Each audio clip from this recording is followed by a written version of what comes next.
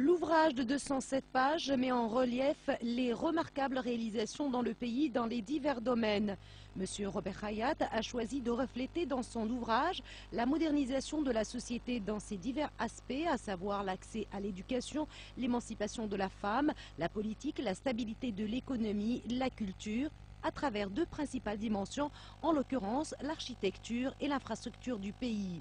Dans son avant-propos, l'auteur a apporté un vibrant témoignage au président de la République qui, depuis son accession à la magistrature suprême, a engagé le pays sur la voie de la transition démocratique et du développement économique, contribuant par les efforts entrepris auxquels il a associé ceux des compétences et des forces vives du pays à faire hisser la Tunisie au rang des pays émergents et à édifier une société moderne, stable et équilibrée.